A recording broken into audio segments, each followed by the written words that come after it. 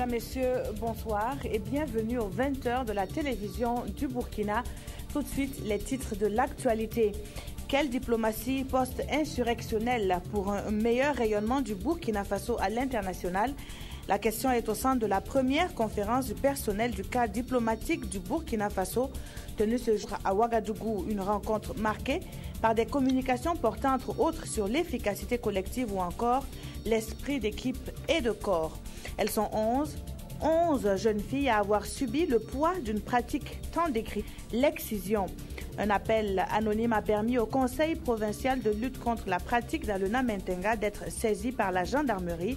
Elle a du reste pu mettre la main sur l'exciseuse et quelques-uns de ses complices qui ne sont autres que des parents directs de ses victimes. Cette année, les candidats au Hadj devront débourser plus que l'année dernière. La somme de 2 300 000 francs CFA a été annoncée ce matin par le comité d'organisation qui n'a pas manqué de justifier cette hausse. Il a surtout insisté sur le fait que les fidèles musulmans qui devront se rendre en Terre Sainte vont effectuer leur devoir spirituel dans de bien meilleures conditions en cette année 2015. Les détails dans ce journal. Bienvenue à tous. En sa qualité de chef de la diplomatie burkinabé, le président Kafando a pris part à la première conférence du personnel du cadre diplomatique. C'était ce matin même à Ouagadougou sur initiative du syndicat autonome des agents du ministère des Affaires étrangères. Des propositions concrètes sont attendues de cette rencontre en vue d'un rayonnement de la diplomatie post-insurrectionnelle. Yolande Lompo, reportage. Le syndicat autonome des agents du ministère des Affaires étrangères renaît de ses cendres après la sanction qui l'a douloureusement affaibli en 2007. Aujourd'hui, ses membres écrivent une nouvelle page de leur action syndicale sous le thème « Quelle diplomatie post-insurrectionnelle pour un meilleur rayonnement du Burkina Faso ». On oublie que la diplomatie doit venir en soutien aux actions de développement qui sont menées par le gouvernement. On est beaucoup plus souvent préoccupé par la justice, par l'éducation, par la santé, qui sont réellement les besoins les plus pressants de la population. Mais l'action diplomatique vient pour apporter des ressources nécessaires pour la mise en œuvre de ces secteurs d'activité-là. Avec le premier responsable en charge du ministère des Affaires étrangères, ils vont porter un regard critique sur la diplomatie. Les thèmes des communications à l'ordre du jour de cette conférence vous permettront d'interagir, entre autres, sur l'esprit d'équipe et de corps, la gestion des ressources humaines, ainsi que la mise à disposition des moyens matériels adéquats pour exécuter les missions assignées à la diplomatie de notre pays. Il est attendu des participants à cette rencontre des propositions constructives pour faire passer la diplomatie.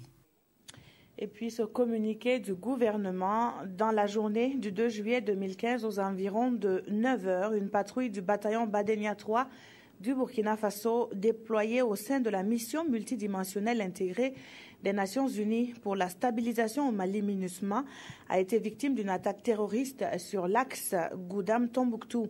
Cette attaque par embuscade perpétrée par des hommes armés non identifiés a été par la suite revendiquée par Al-Qaïda au Maghreb islamique. Le bilan en est de 6 soldats burkinabés morts, dont un sous-officier et 5 militaires du rang. On enregistre également 5 blessés, dont 4 se trouvent dans un état grave. Les blessés graves sont en voie d'évacuation vers Dakar pour y recevoir des soins appropriés. Le gouvernement de la transition condamne avec la plus grande fermeté cette attaque meurtrière, tout en témoignant toute sa compassion aux familles des victimes et en souhaitant un prompt rétablissement aux blessés. Le gouvernement rassure qu'il mettra tout en œuvre pour retrouver les auteurs de cette barbarie afin qu'ils répondent leurs actes. Le gouvernement lance par ailleurs un appel aux différents acteurs et protagonistes de la situation qui prévaut au Nord Mali pour le respect des accords de paix signés récemment afin de consolider les efforts de pacification du pays. En tout état de cause, le gouvernement réaffirme sa ferme détermination à soutenir le peuple frère du Mali dans la mise en œuvre de ces accords et dans la lutte contre le terrorisme. Et c'est signé par le service d'information du gouvernement. Et puis cette triste actualité a fait réagir les députés du Conseil national de transition. La menace terroriste a fait l'objet d'une question lors de la plénière d'hier après-midi. Les députés ont voulu savoir comment est préparée l'organisation de l'élection présidentielle dans ce contexte. D'autres questions ont fait intervenir 3 membres du gouvernement. Le point avec Abdoul Rasmane Zongo. Le ministre du Commerce est ici représenté par sa collègue du budget, celui des infrastructures, présent lui-même, tout comme le ministre de la Sécurité, Auguste Bari, devant l'auguste Assemblée, ont apporté des éclairages aux questions d'actualité, à celles orales sans débat et avec débat. L'importation des marchandises d'occasion, les ralentisseurs communément appelés gendarmes couchés, notamment leur rapport avec les accidents, et la tenue sécurisée et apaisée des élections dans un climat régional de plus en plus en proie à des menaces de type terroriste djihadiste sont les principaux sujets abordés.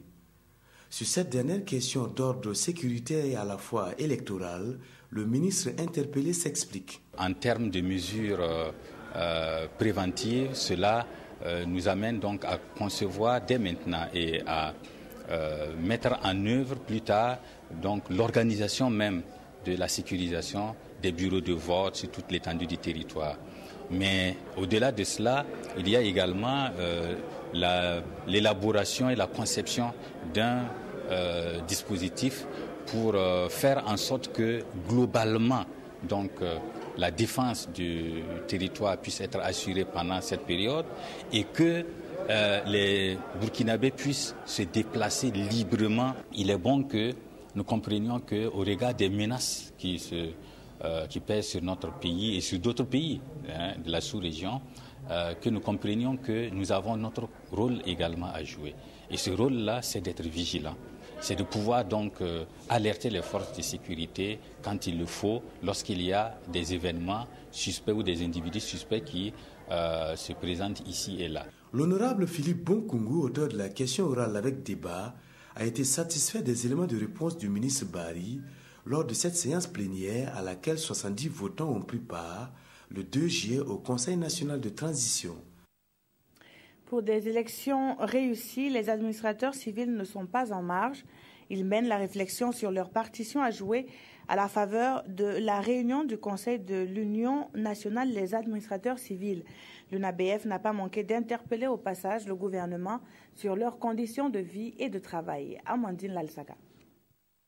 La tenue d'élections libres, crédibles et transparentes au Burkina est au centre du 2e Conseil ordinaire de l'Union nationale des administrateurs civils du Burkina Faso. Le choix de ce thème, dont la déclinaison consistera à présenter le contexte général des futures élections, l'enjeu et les défis à relever d'une part et d'autre part à présenter les contributions que les membres de l'UNABF pourraient apporter pour une réussite des dites élections et procéder au lancement d'une campagne de plaidoyer pour des élections apaisées. L'UNABF a saisi l'occasion pour demander au gouvernement la levée de certaines mesures qui frappent ce corps de métier. Pour les membres de l'Union, ces mesures prises les transforment aujourd'hui en administrateurs territoriaux.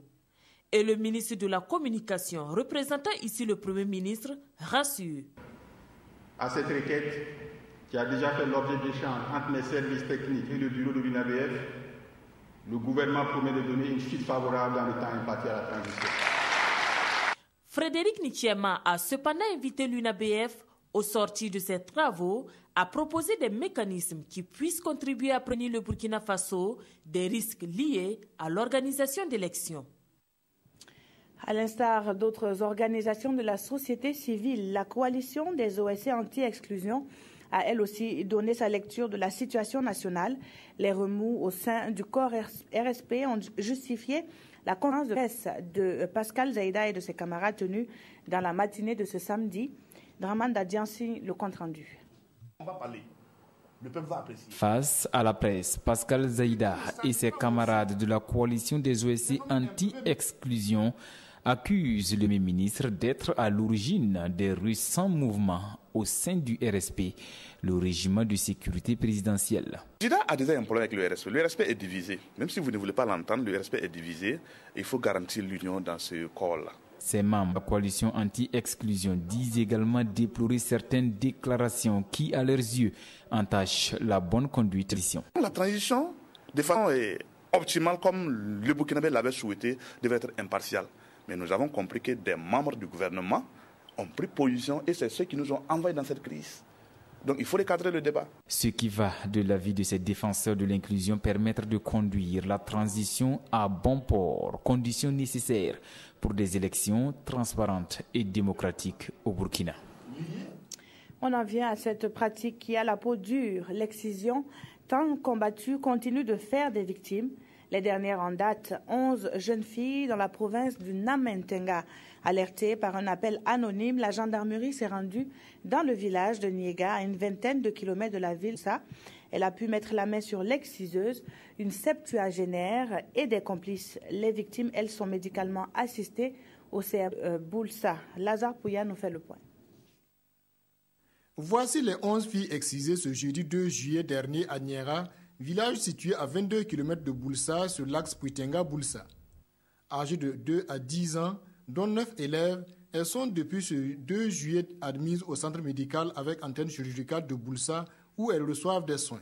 On était dans une situation plus ou moins grave. Ils étaient dans un état de saignement, un peu, pas de choc, mais quand même de saignement où on était obligé d'arrêter l'hémorragie.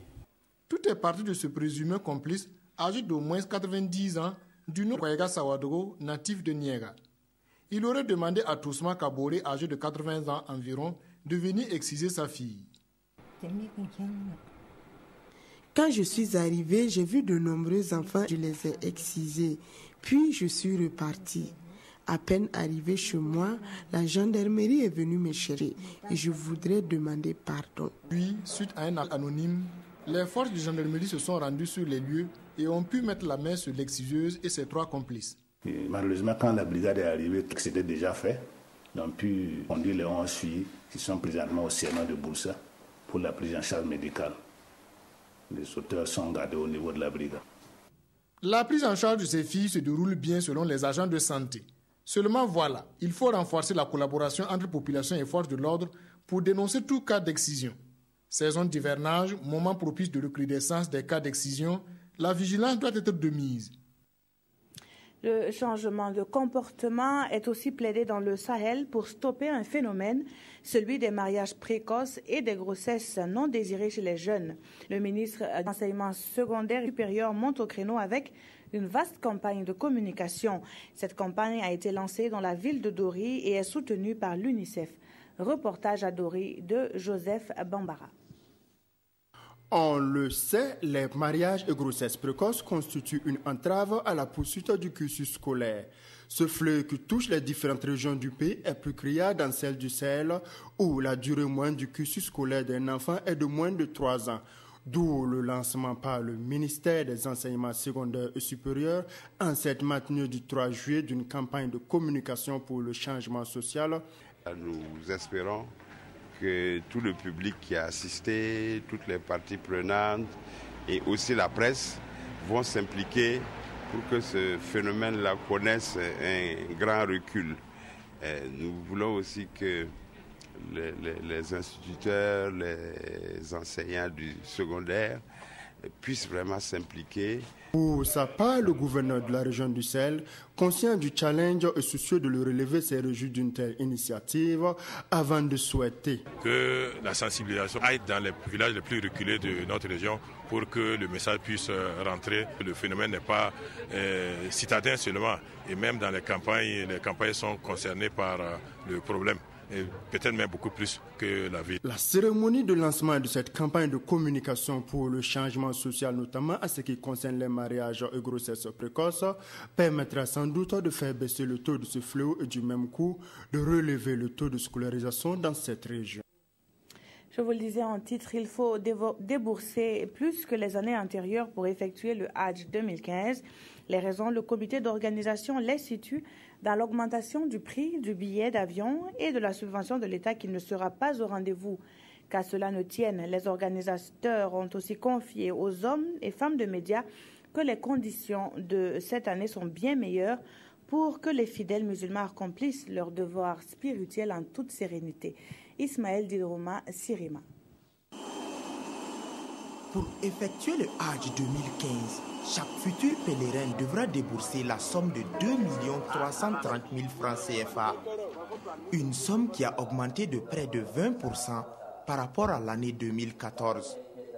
Selon le comité d'organisation, cela s'explique par le prix du billet d'avion qui est d'environ 1 200 000 francs, auquel s'ajoute le coût de la restauration évalué à 150 000 francs. Nous n'avons pas ajouté 5 francs qui n'est pas vraiment pour quoi que ce soit. Tout ce que nous avons mis comme prix, c'est parce que nous pensons que c'est bien pour les pèlerins, c'est bien pour l'organisation de notre pays, pour que nous puissions réussir une bonne organisation. Le comité a également annoncé que cette année, il n'y aura pas de subvention de la part de l'État.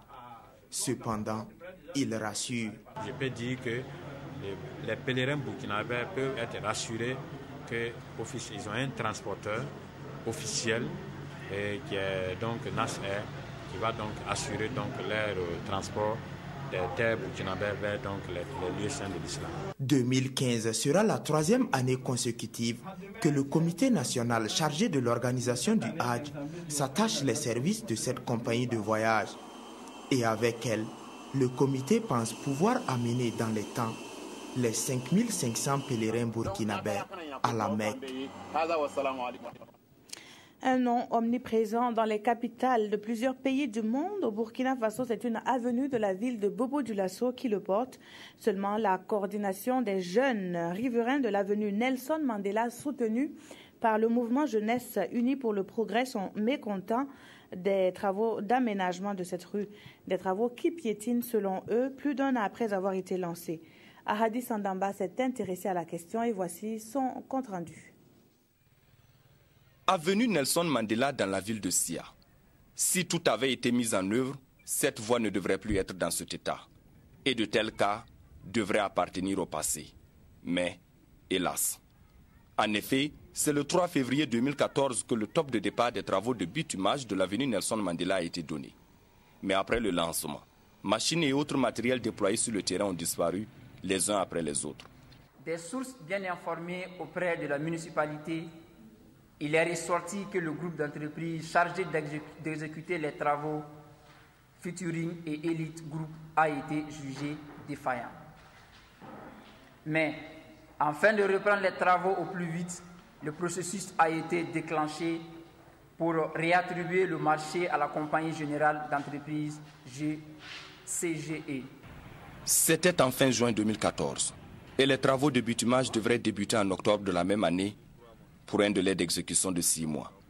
Mais depuis, plus rien n'a été constaté sur le terrain, si ce n'est des mesures topographiques à répétition, nous ont confié les riverains de l'avenue Nelson Mandela. Et en organisant ce point de presse, les jeunes riverains de l'avenue Nelson Mandela disent interpeller les autorités sur la question et surtout, ils pensent procéder ainsi avant toute marche de protestation de la part de la population.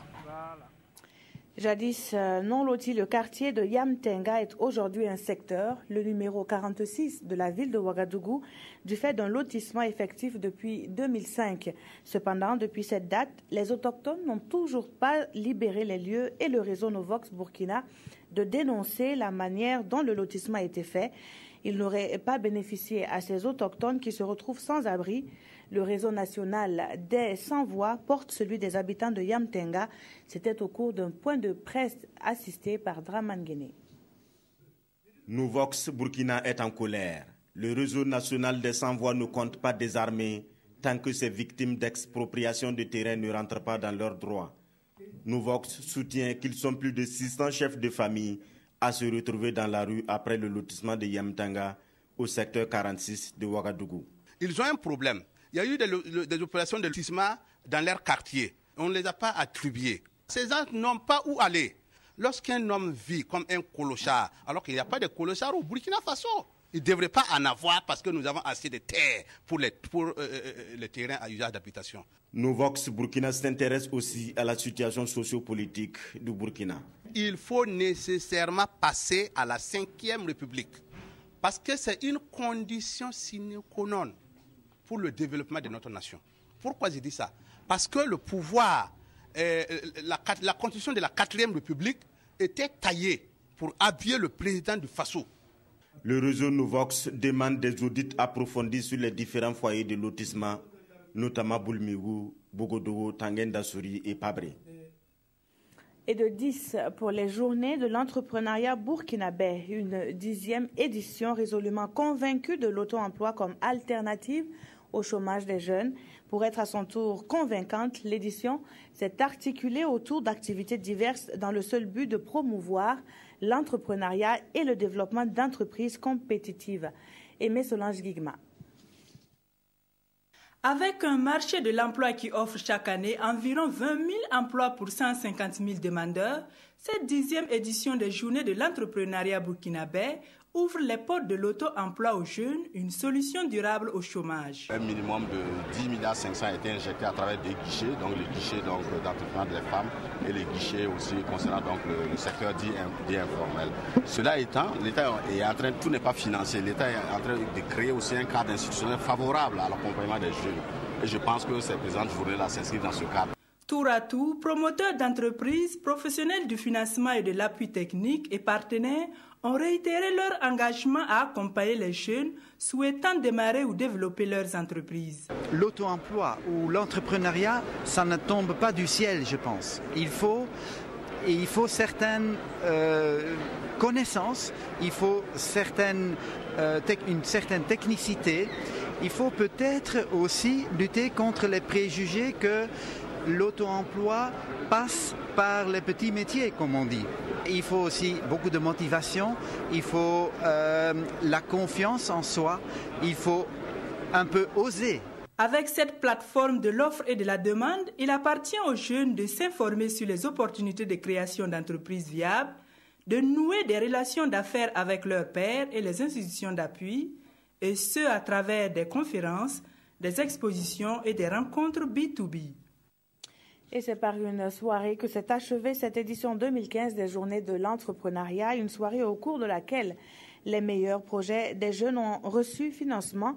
La Maison de l'entreprise a cette année ouvert la compétition à la diaspora burkinabé. Bouma Ernest Nebié nous présente ces jeunes dont les rêves ont été soutenus. Voici son reportage. La Nuit du Mérite, c'est l'apothéose de la 10e édition des Journées de l'entrepreneuriat au burkinabé. Un cadre qui a permis de récompenser plusieurs meilleurs projets dans le domaine de l'entrepreneuriat. Les prix vont de 100 000 à 7 500 000 francs CFA. J'ai présenté la production de l'oignon bio dans la zone de Bagré. J'ai eu 5 millions.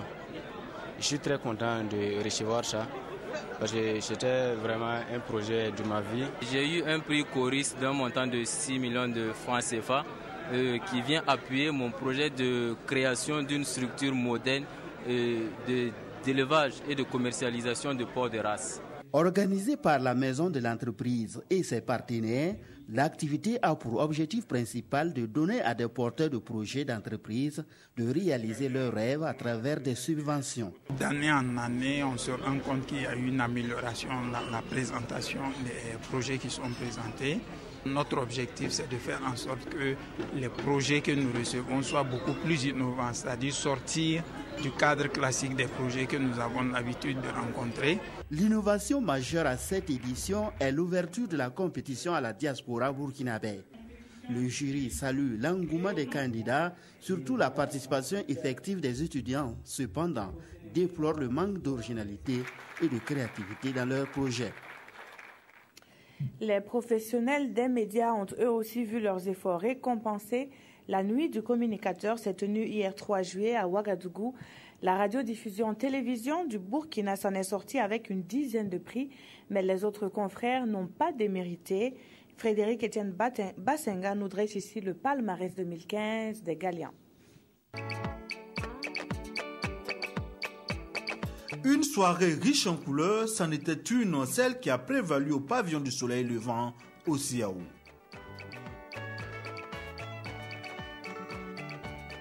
Pour la 18e fois consécutive, le tapis rouge a été déroulé aux hommes de médias.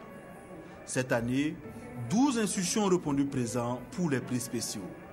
La CENI, la LONABé, le ministère de la Justice, la Maison de l'entreprise, pour ne citer que celle-là, ont au total décerné 18 prix spéciaux. Pour le palmarès officiel, les meilleurs en cette année 2015 en presse écrite, en presse en ligne, en radio et en télévision sont passés à la tribune pour recevoir les trophées. Je suis content même du travail que j'ai fait. Maintenant, je sais que je dois mettre le paquet maintenant pour vraiment travailler, dépasser à ça, plus d'efforts même que ça. C'est vraiment avec beaucoup de joie, mais aussi avec beaucoup plus de pression de pouvoir aller de l'avant, parce qu'en réalité, on ne reçoit pas un prix et on croise les bras. À cette soirée, le ministre de la Communication a rendu hommage aux hommes de médias pour le rôle qu'ils ont joué avant, pendant et après l'insurrection populaire, avant de leur demander d'être encore plus professionnels pour les élections à venir. Mais référant au dérapage langagier que nous avons connu ces dernières semaines, j'encourage tous les professionnels à faire preuve d'une vigilance aiguë dans le traitement de l'actualité électorale avant, pendant et après les différentes. C'est aussi à ce prix que nous contribuerons à une sortie réussie de notre transition. Belle soirée pour le président d'honneur des Galdiens 2015. Pour Chérif Sy, cette initiative permet une saine émulation et renforce la profession. Chaque fois que mes confrères excellent, moi je suis toujours content. Je pense que ça anoblit la profession et la profession se renforce davantage. Chérif Sy a par ailleurs émis un vœu à cette soirée. Il faut que les prochaines éditions des prix Galliens soient organisées par les professionnels eux-mêmes. Elle s'appelle Azata Savadogo et elle est la nouvelle déléguée du médiateur du Faso dans la région du Nord. Elle est enseignante de profession et est le pont entre l'administration de l'État et les administrés qui se sentiront lésés. Madame Savadogo a officiellement été installée par le médiateur du Faso. C'était à Waïgouya et le reportage est de Frédéric Etienne Bassenga. C'est Azata Savadogo, la nouvelle déléguée du médiateur du Faso dans la région du Nord. C'est elle qui va désormais recevoir les réclamations relatives au fonctionnement des administrations de l'État, des collectivités territoriales, des établissements publics et de tout autre organisme investi d'une mission de service public dans les provinces du Loroum, du Yatenga, du Passoré et du Zonoma.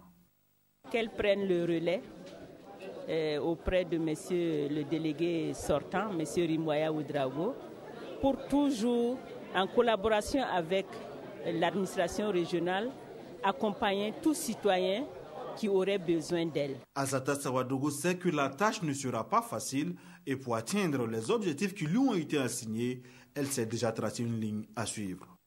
Je dois en tout cas faire des audiences foraines au niveau des provinces, des chefs-lieux des provinces, pour pouvoir faire et voir la visibilité de l'institution. Je dois aussi rencontrer des gens pour essayer de sensibiliser. Azata Savadogo est une enseignante de profession. Elle a exercé essentiellement dans la région du Nord et a occupé dans ce cadre différents postes de responsabilité. C'est une femme engagée dans la défense et la promotion de la cause de la femme et de la jeune fille. Comment rendre la filière miel Made in Burkina plus compétitive? En créant des conditions modernes de production, répond Hive, une compagnie spécialisée en la matière.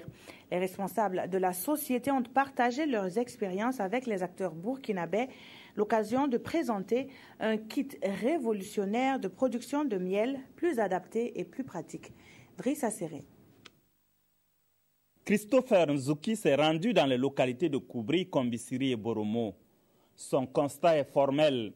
Le Burkina dispose d'un potentiel énorme en matière de production de miel. Selon lui, le miel produit au Burkina est de bonne qualité, mais n'est pas compétitif sur le marché international du fait des mauvaises conditions de manutention et de récolte. Sa compagnie est là pour aider les apiculteurs à produire et à exporter du miel de bonne qualité qui respecte les standards internationaux. Look, the bees, c'est un miel excellent. La différence quand vient la pollution, c'est lorsque nous sommes en train de récolter. C'est la récolte qui fait la différence et c'est la raison pour laquelle nous insistons sur la formation pour venir training them the good way of producing honey.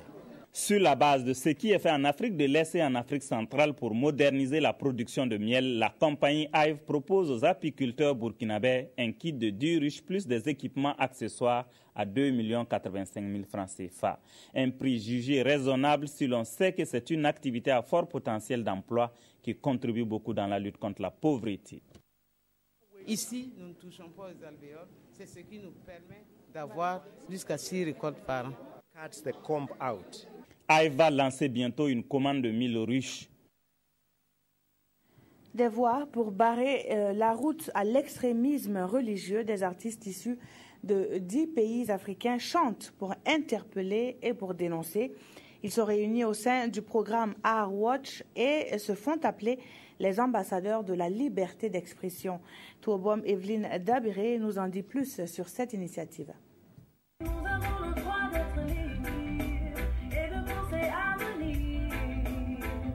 C'est cette musique pour dire non à l'extrémisme religieux qui justifie cette conférence de presse. Et face aux médias, les ambassadeurs de la liberté d'expression, qui sont les créateurs de cette musique, ont expliqué leurs objectifs. Il est important que nous-mêmes, par rapport à ces questions d'extrémisme, dont tous nos pays souffrent et tout le monde peut être la victime du jour au lendemain, qu'on prenne position. Donc, comment le faire en tant qu'artiste, c'est en chanson. Donc, on s'est mis ensemble, la créer ensemble et montrer que les artistes peuvent s'unir sur ces questions en espérant que les élites politiques vont s'unir sur ces questions parce que pour aller pleurer pour Charlie, il y en a beaucoup, mais quand il faut pleurer pour nos propres morts à côté, on a l'impression que nos présidents n'ont plus de larmes. Initié par Artwatch, qui est un programme culturel consacré en partie à la liberté d'expression, ce single se veut une contribution de 12 artistes d'une dizaine de pays africains afin que la peur ne soit pas le moteur de nos vies. Ce clip provisoire est en phase de finalisation et sera très prochainement dans les bacs à musique. Et puis ce communiqué du gouvernement avant de poursuivre. Dans la journée du 2 juillet 2015, aux environs de 9 h, une patrouille du bataillon Badenia 3 du Burkina Faso déployée au sein de la mission multidimensionnelle intégrée des Nations Unies pour la stabilisation au Mali, MINUSMA, a été victime d'une attaque terroriste sur l'axe Goudam-Tombouctou. Cette attaque par embuscade perpétrée par des hommes armés non identifiés a été par la suite revendiquée par Al-Qaïda au Maghreb islamique. Le bilan en est de 6 soldats burkinabés morts, dont un sous-officier et 5 militaires du rang. On enregistre également 5 blessés, dont 4 se trouvent dans un état grave. Les blessés graves sont en voie d'évacuation vers Dakar pour y recevoir des soins appropriés. Le gouvernement de la transition condamne avec la plus grande fermeté cette attaque meurtrière, tout en témoignant sa compassion aux familles des victimes et en souhaitant un prompt rétablissement aux blessés. Le gouvernement rassure qu'il mettra tout en œuvre pour trouver les acteurs de cette barbarie afin qu'ils répondent de leurs actes. Le gouvernement lance par ailleurs un appel aux différents acteurs et protagonistes de la situation qui prévaut au Nord Mali pour le respect des accords de paix signés récemment afin de consolider les efforts de pacification du pays. En tout état de cause, le gouvernement réaffirme sa ferme détermination à soutenir le peuple frère du Mali dans la mise en œuvre de ces accords et dans la lutte contre le terrorisme. Et c'est signé par le service d'information du gouvernement. Il s'appelle Khalil Lac Black et a créé la sensation ce matin sur les routes de Pau, mais surtout sur le pic de Naouri. Le Marocain a remporté la 7e édition d'Altitude Naouri en établissant au passage un nouveau record sur l'épreuve. Le film de la course et de l'ascension avec Jérôme Tiendrebego. Après 1h17 minutes et 41 secondes, Khalid Lablak remporte non seulement l'édition 2015 d'Altitude Naouri, mais il établit aussi un nouveau record devant celui du Kenyan Robert Kiptou, qui était à 1h19 minutes. Le Marocain a dominé la course de bout en bout. 8h30, une foule compacte de 248 paires de pieds se lance à la conquête du titre 2015. Après quelques foulées dans la ville, les concurrents prennent la direction du sud. À 15 km du pic, ils sont 3 à mener la danse en tête. Au virage pour attaquer la piste menant au pic, Lablak creuse l'écart à 2 minutes 30 secondes. Le Togolais Moïpa combattait n'y peut rien. Lablak fait cavalier seul et gravit les obstacles du pic en 15 minutes. La forte participation des athlètes et l'affluence du public nous confortent dans ce projet. La bonne tenue de la course est un paramètre capital dans les résultats engrangés d'année en année. Illustration d'une intégration réussie entre militaires et civils, le comité d'organisation d'Altitude Naouri démontre chaque année sa maîtrise du sujet. Le premier Burkinabé Jean-François Dabiré franchit la ligne en 1h26 minutes 49 secondes en 6e position. C'est des jeunes qui se battent, qui travaillent dur. Je suis confiant pour l'avenir, d'autant plus qu'il y a tout un ensemble de mesures qui sont prises pour s'assurer qu'il y aura beaucoup plus d'entraînement, beaucoup de formation pour cette jeunesse qui est beaucoup vraiment dévouée aux activités sportives. 2h, 5 minutes et 52 secondes, c'est le temps mis par Mariam Ouedraogo, la première des participantes, pour atteindre le sommet du pic du Naouri. Les hommes et les femmes de médias se sont essayés à la course en prélude à la compétition officielle. Le pic insurmontable pour ces 21 coureurs. Non, répondent certains. Peut-être même des records ont été battus. Jérôme Tienrebego.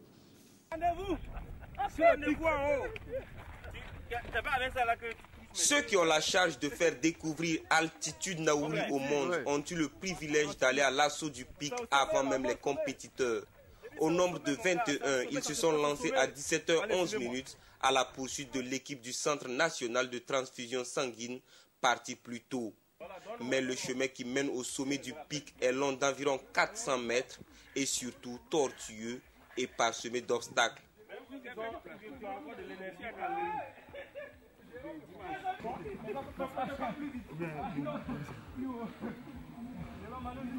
Après quelques abandons et 52 minutes d'abnégation, les voici enfin sur le pic à 18h02 minutes.